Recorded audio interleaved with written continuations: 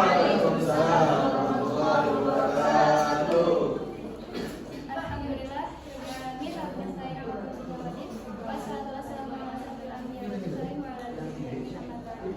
teman-teman, di sini saya bertugas untuk menjelaskan tentang implementasi pembacaan mad tabi'i, mad wajib mutasil, mad jaizun fasil dalam kitab Jazariyah.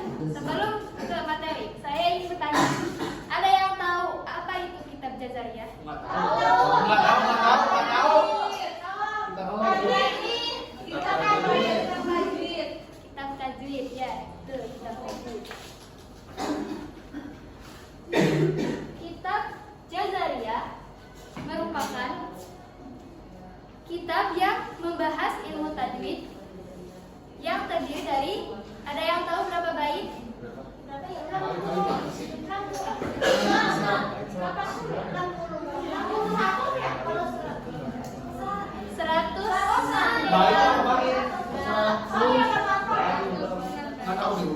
Kitab Jazariyah ilmu yang membahas ilmu tajwid, kitab yang membahas ilmu tajwid yang terdiri 109 bait. 109 bait yang saya ketahui. Ada yang tahu siapa pengarang kitab Jazariyah? Oke, pengarang kitab Jazariyah yaitu Ali Ferdian.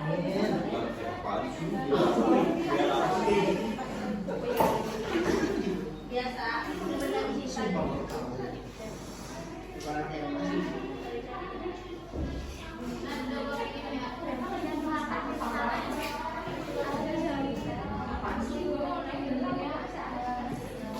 Oke, Syekh Muhammad bin Muhammad bin Jazari. Oke, nama lengkap beliau itu Syamsuddin Abu Khair Muhammad bin Ali bin Yusuf bin Yusuf al-Jazari al-Damashqi al-Syafi'i. Panjang banget ya. Oke.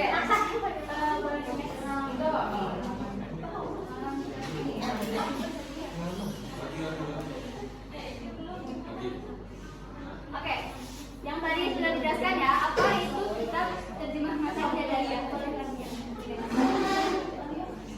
Merupakan kitab yang berisikan uraian-uraian ilmu tajwid. Uraian-uraian ilmu tajwid artinya dalam kitab terjemah matan Jazariyah ini bukan hanya satu ilmu tajwid saja, tetapi juga ada beberapa ilmu tajwid yang dituliskan dengan pegon. Apa itu pegon? Ada yang tahu arti pegon apa? Tidak. Pegon itu aksara berharokat. Dalam kitab ini dapat kita jadikan referensi untuk mempelajari ilmu tajwid. Jadi teman-teman, selain beberapa kitab yang lain, teman-teman bisa mempelajari atau mencari referensi ilmu tajwid dari kitab Jazariyah ini. Oke, boleh di next. Pertama, di sini saya akan membahas tentang pengertian ilmu tajwid dalam kitab Jazariyah. Lagi. Menurut bahasa, tajwid berasal dari kata bahasa Arab yaitu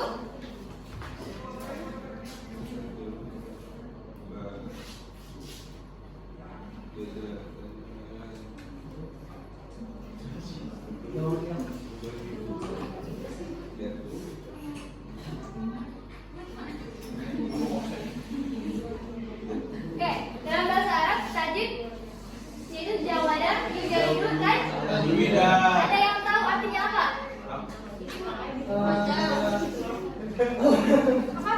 Ada yang tahu artinya apa? Jawada, yujadilu tajwidan. Ya, artinya apa? Memperindah. Ya, itu kata Quran. Artinya memperindah. Ada sebuah hadis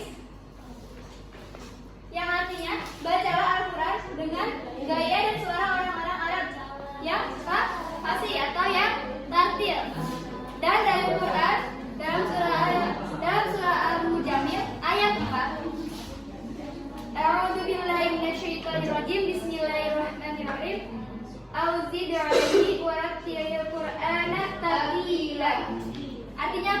atau lebih dari seperdua itu, dan bacalah Al-Quran itu dengan tartil. Materi yang disajikan dalam pelajaran Al-Quran hadis salah satunya mengenai ilmu tajwid.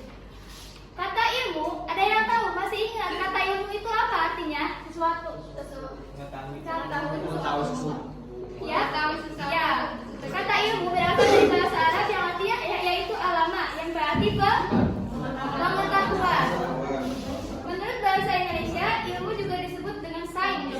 Kalau dalam bahasa Arab, bahasa Inggris, sains yang memiliki arti sama, artinya tetap pengetahuan. Boleh next.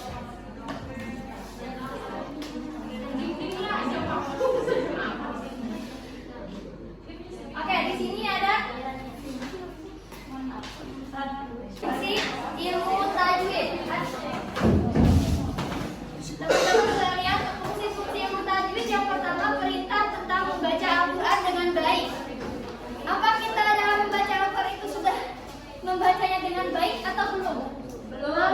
Kita introspeksi diri kita sendiri ya. Membaca Al-Quran itu kita udah ngerasa baik apa belum? Belum. Pasti belum. Pasti banyak ada yang salah, terutama tentang tajwid.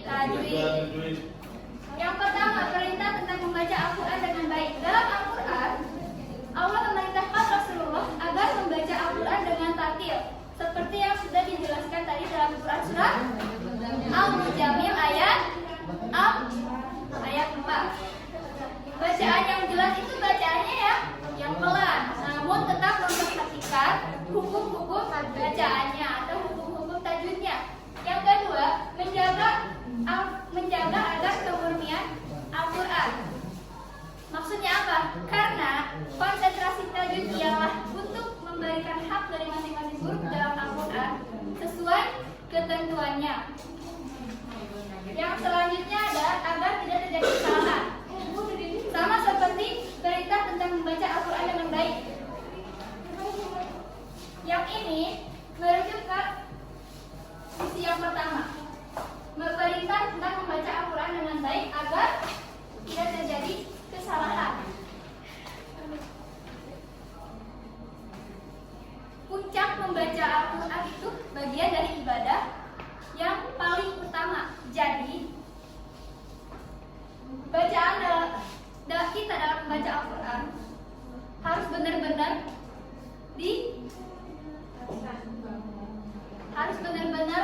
dibaca dengan baik agar tidak terjadi kesalahan. Selanjutnya, agar bacaan menjadi baik masih berhubungan dengan agar tidak terjadi kesalahan.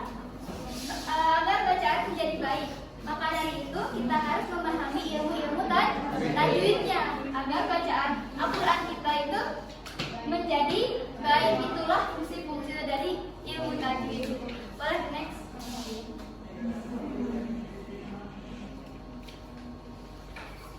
Oke, baik. Di sini ada pengertian mad tabi'i menurut kitab Jajariyah. Mad, kita bahas mad terlebih dahulu. Mad menurut bahasa artinya memanjangkan atau melebihkan. Sedangkan mad menurut istilah diartikan sebagai tanda bunyi panjang dalam bahasa Arab. Boleh next lagi. Di sini mad tabi'i juga dikenal sebagai mad asli. Mad tabi'i secara bahasa artinya tabiat. Mad asli diistilahkan dengan mad tabi'i karena seorang yang mempunyai tabiat baik tidak mungkin akan mengurangi atau menambah panjang bacaan dari yang telah ditetapkan. Maksudnya ialah ketentuan bahwa mad tabi'i harus dibaca panjang. Berapa harokat? 2 harokat. Tidak mungkin ditambah atau dikurangi oleh orang yang memiliki tabiat baik. Nih, oleh orang yang memiliki tabiat baik tidak akan menambah atau mengurangi mad tabi'i ini. Orang tersebut akan membaca mad tabi'i sesuai dengan ketentuannya, yakni 2 harokat, tidak dilebihkan dan tidak dikurangkan. Boleh next. Oke, selanjutnya ada hukum bacaan mad tabi'i. Yang pertama, mad asli jahiri. Mad tabi'i itu sama mad tabi'i itu bisa disebut juga dengan mad asli. Yang pertama, hukum bacaan mad asli jahiri. Ada yang tahu apa itu mad asli dahiri? Enggak. Mad asli dahiri ialah mad asli yang huruf madnya terlihat jelas. Contohnya,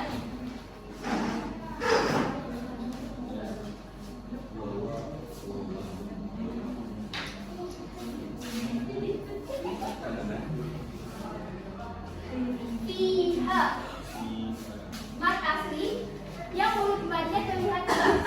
Fiha. Mad tabi'inya yang mana?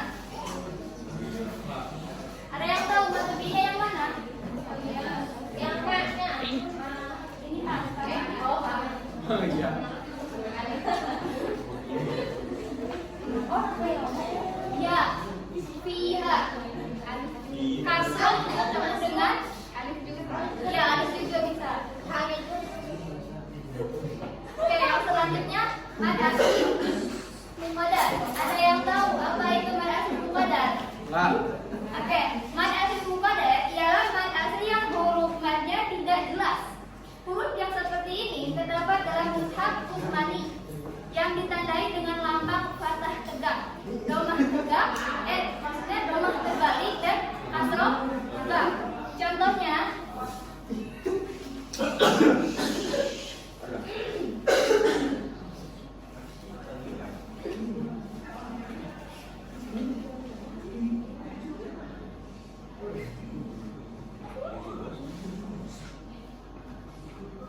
Contohnya, ala kulli. Mad asli muqaddar.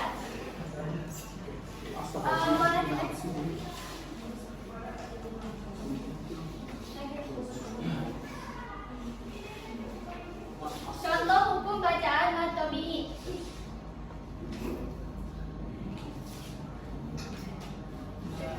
Oke, di sini ada la yusminu dalam Quran surah Al-Basiyah ayat 7.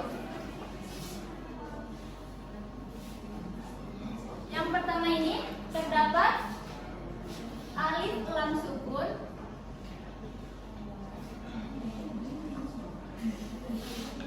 setelah fathah.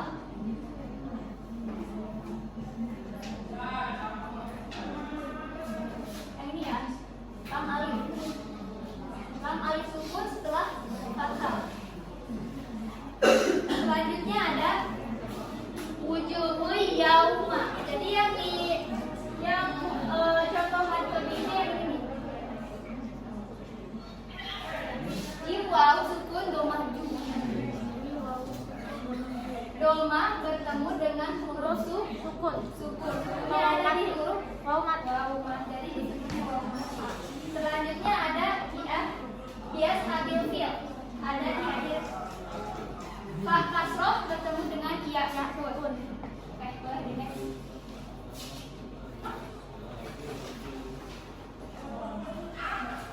Selanjutnya pengertian mad wajib mutasil dalam kitab Jazariyah.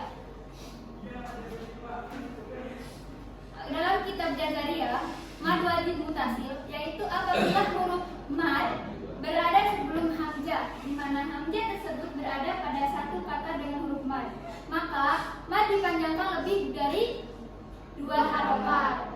Mad wajib ini merupakan salah satu dari 13 bagian dari hukum mad far'i dalam ilmu tajwid. Dinamakan wajib karena para qari telah sepakat untuk selalu memanjangkan lebih dari 2 harokat.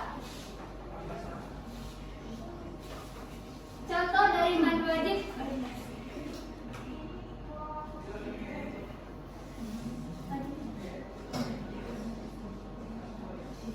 Oke, contoh hukum bacaan mad wajib mutasil. Hukum bacaan mad wajib ini dipanjangkan selama 4 sampai 5 harokat. Contohnya wawajadaka ilah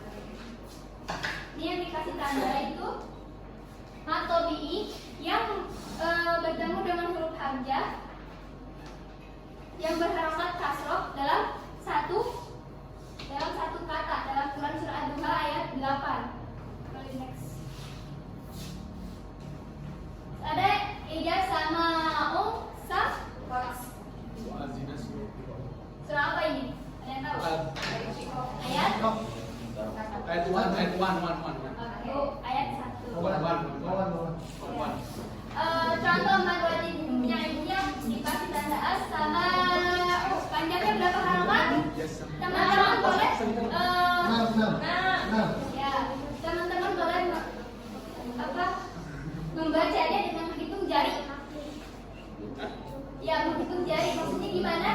Iya sama syaqqat. Selanjutnya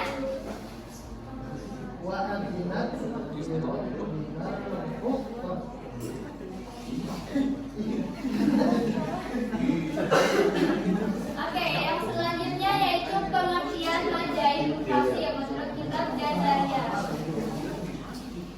Disebut jahid. Ada yang tahu kenapa disebut jahid? Oke, disebut jahid karena ulama qurra berbeda kadar panjang bacaan majaib mufassir ini. Sebagian besar ulama qurra menyebut sama dengan matabi. Ini hanya sebagian besar ulama qurra ya. Artinya banyak pendapat-pendapat ulama lain yang berbeda terkait pengertian dari kitab majaib mufassir ini. Menurut kitab Jazariyah sendiri, yaitu apabila ada huruf hamzah setelah huruf mad dan huruf hamzah tersebut berada pada kata yang berbeda atau terpisah, dan dengan huruf mad juga dihukumi jahid apabila setelah huruf mad terdapat alif di akhir kalimat, dan ketika bacanya takdir, yaitu kalau majaib mufassir ini berapa harokat? Ada yang tahu berapa harokat? Oke, sama ya, tidak jauh beda dengan majaib mufassir. Adapun hukum bacaan dari majaib mufassir sendiri yaitu dipanjangkan 2,5 alif sama dengan 4 sampai 5 ketukan. Nggak jauh beda dengan majaib mutasir. Bisa dengan gerakan bisa dihitung dengan jari seperti yang tadi dicontohkan. Contohnya ini. Inna a'tayna kautsar. Oke. Yang ini mad tabi'i bertemu dengan hamzah dalam kata yang berbeda. Perlu ditegaskan di sini bahwa kebolehan membaca mad jaid mufassir dengan ukuran panjang terkait dengan beberapa keharusan. Cara membaca yang sudah terpola secara terpadu serasi dengan jalur yang menyebarluaskan ukuran panjang tersebut. Itu menurut beberapa pendapat dari para ulama.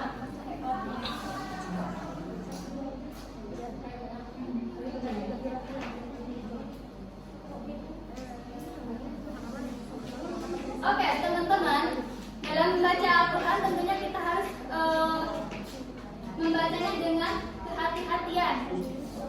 Kita harus memahami ilmu-ilmu tajwidnya terlebih dahulu agar bacaan-bacaan kita dalam membaca Al-Quran, ayat suci Al-Quran itu tidak ada kesalahan. Sekian dari saya.